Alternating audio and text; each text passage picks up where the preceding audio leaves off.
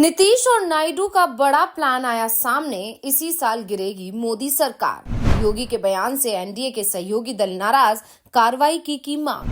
संसद सत्र में एनडीए के सहयोगी दलों की तरफ से हो सकती है बगावत। बीजेपी हाईकमान सहयोगियों को साधने में जुटा, हाथ से निकल रही है बाजी। एक महीने में ही मोदी सरकार गिर सकती है। हालात कुछ ऐसे बन रहे हैं कि बीजेपी के बड़े सहयोगी दलों में शिवसेना को अलग कर दिया जाए तो दूसरे दल एनडीए छोड़ने की अब तैयारी कर रहे हैं और बीजेपी अलग थलग पड़ती यानी कि अकेली पड़ती दिखाई दे रही है। अगला एक महीना देश की सियासत में बड़े बदलाव आने वाले हैं, ऐसा जानकारों की तरफ से ऐसा दावा किया जा रहा है। वहीं नीतीश कुमार और चंद्रबाबू नायडू दोनों ही एनडीए छोड़ने की तैयारी कर रहे हैं और इसके पीछे योगी आदित्यनाथ के बयान के साथ ही बीजेपी की रणनीति को भी जिम्मेदार बताया जा रहा है। बीजेपी जिस तरह से आक्रामक हिंदुत्व की राह पर चल रही है, उसने सहयोगी दलों को मुश्किल में डाल दिया है, या ये कहें कि सहयोगियों की टेंशन को बढ़ा दिया है। बात अगर योगी के बयान बटोगे तो कटोगे की करें तो टीडीपी जेडीयू इससे नाराज है। एलजेपीआर और आरएलडी को भी योगी का बयान पसंद नहीं आ रहा है। अजीत पवार तो खुलकर विरोधी कर रहे हैं। वो तो साफ साफ कह रहे हैं कि ये सब महाराष्ट्र में नहीं चलेगा। और अब सहयोगियों के इसी विरोध के बीच नरेंद्र मोदी की कुर्सी संकट में भी फंस गई है। तो आखिर कैसे फंसे हैं नरेंद्र मोदी और बीजेपी, इसी पर हम इस रिपोर्ट में करने जा रहे हैं बात, तो वीडियो को आखिर तक जरूर देखें। योगी के नारे से मोदी की कुर्सी संकट में फंस गई। वैसे मोदी की कुर्सी तो पहले से ही संकट में फंसी हुई थी। वक्फ बिल को लेकर एनडीए में दो फाड़ के हालात पहले से ही बन चुके थे। नीतीश कुमार की जेडीयू और चंद्रबाबू नायडू की टीडीपी दोनों ही वक्फ बिल का विरोध करने की तैयारी में जुटे हुए थे कि योगी आदित्यनाथ का नारा सामने आ गया, जिसने एनडीए को ही बांट दिया। नीतीश कुमार बिहार विधानसभा उपचुनाव में मुसलमानों को रिझा रहे हैं। मंच से कह रहे हैं कि मुसलमानों को कहीं जाने की जरूरत नहीं है, हमने उनके लिए बहुत कुछ किया है। यही नहीं, बीजेपी नेताओं को भी कह रही हैं कि जो मुसलमानों के लिए योजनाएं शुरू की गई हैं जेडीयू की तरफ से, जाकर उसका प्रचार करें बीजेपी नेता। यही नहीं, नीतीश कुमार मुस्लिम मतदाताओं को रिझाने के लिए कह रहे हैं कि जो कुछ भी किया है आगे भी करेंगे। लेकिन इसके उलट बीजेपी हिंदुत्व को धार देने में जुटी हुई है। जेडीयू एमएलसी गुलाम गौस ने तो योगी पर तीखा तंज ही कस दिया। उन्होंने कहा कि इस तरह के नारे की देश में कोई जरूरत नहीं है। हम लोग तो एकजुट हैं। इस नारे की जरूरत उन लोगों को है जिनको एक संप्रदाय के नाम पर वोट चाहिए। जब देश का प्रधानमंत्री, राष्ट्रपति, गृह मंत्री सब हिंदू हैं, तो फिर हिंदू कैसे असुरक्षित हो गए? ये जवाब बीजेपी दे। गौस ने कहा कि सारे मुद्दे फेल हो चुके हैं, इसलिए इस तरह का नारा दिया जा रहा है कि बटेंगे तो कटेंगे। मुद्दा बेरोजगारी, महंगाई, भूखमरी है, इस पर बात नहीं हो रही है। हिंदू मुस्लिम में एकता थी, भाईचारा था, तब ही अंग्रेज डर गए और देश से चले गए और देश आजाद हुआ। बिहार में बटोगे तो कटोगे का नारा नहीं चलेगा। बिहार में बहार है, नीतीश की सेकुलर छवि है। हाल ही में उपचुनाव का प्रचार करते हुए आरएलडी चीफ और मोदी की सरकार में मंत्री जयंत चौधरी से पत्रकारों ने एक सवाल कर लिया था।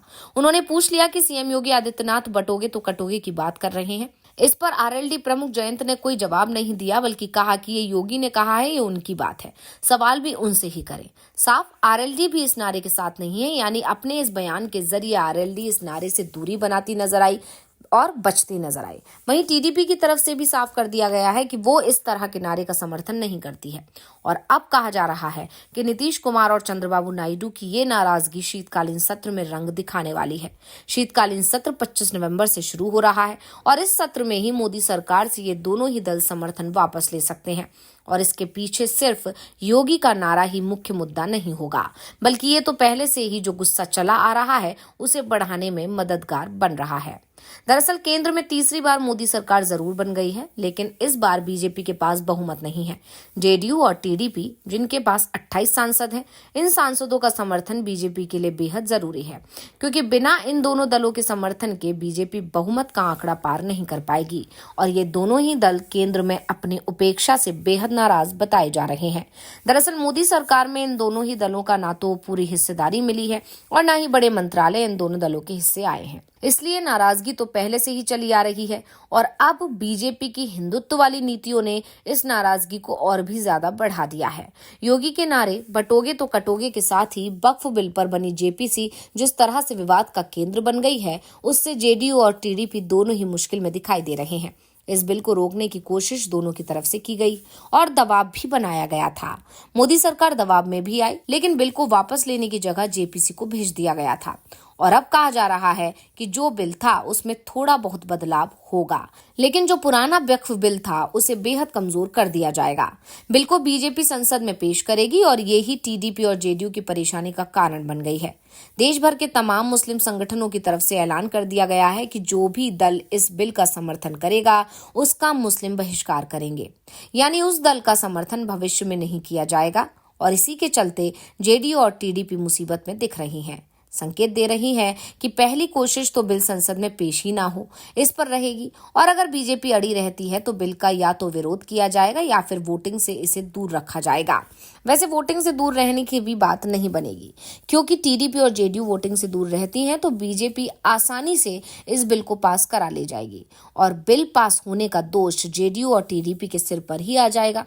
और कहा जा रहा है कि जेडीयू ने तो बिल के विरोध की तैयारी भी कर ली है और इसकी भनक मिलते ही खुद बीजेपी के अध्यक्ष जेपी नड्डा पटना पहुंच गए थे। नीतीश को मनाने की कोशिश की है। अब नीतीश माने हैं या विरोध पर ही अड़े हुए हैं, ये सब बिल के सदन में पेश होने पर ही सामने आ पाएगा। लेकिन ये जरूर साफ हो गया है कि जेडीयू की नाराजगी बीजेपी हाईकमान तक पहुंच चुकी है। अब नाराज अकेली जेडीयू ही नहीं है, बल्कि टीडीपी भी नाराज है बीजेपी से, क्योंकि टीडीपी की तरफ से लोकसभा चुनाव में जो वादे किए गए थे वो पहले ही बीजेपी की चिंता को बढ़ाने वाले थे। मुस्लिम आरक्षण और मुस्लिमों के लिए कई योजनाएं बनाने का वादा चंद्रबाबू नायडू ने विधानसभा चुनाव में कर दिया था, जो कि लोकसभा चुनाव के साथ ही हुए थे। इसका लाभ नायडू को मिला भी था और अब अगर चंद्रबाबू नायडू वक्फ बिल का समर्थन करेंगे तो अल्पसंख्यक वोट उनसे दूर जा सकता है। ऐसे में ये साफ दिखाई दे रहा है कि नायडू भी इस बिल के विरोध में जाते दिखाई दे रहे हैं। वैसे भी कांग्रेस, शिवसेना, यूबीटी, आरजेडी और दूसरे तमाम दलों की तरफ से लगातार दावा किया जा रहा है कि मोदी सरकार की उल्टी गिनती शुरू हो चुकी है। 23 नवंबर को महाराष्ट्र विधानसभा चुनाव के नतीजे आएंगे। महाराष्ट्र में बीजेपी को हार मिलती है तो फिर ये तय है कि नीतीश और नायडू दोनों ही मोदी सरकार से समर्थन वापस ले लेंगे, जिसके बाद केंद्र सरकार अल्पमत में आ जाएगी। समर्थन वापसी का ऐलान बिल पर वोटिंग के दौरान हो सकता है, यानी लोकसभा में ये बिल गिरेगा और इसके साथ ही मोदी सरकार भी गिर जाएगी। तो ये रिपोर्ट आपको कैसी लगी, हमें कमेंट करके अपनी राय जरूर दीजिएगा। इसी के साथ वीडियो को लाइक करें, वीडियो को शेयर करें और चैनल को सब्सक्राइब करना ना भूलें।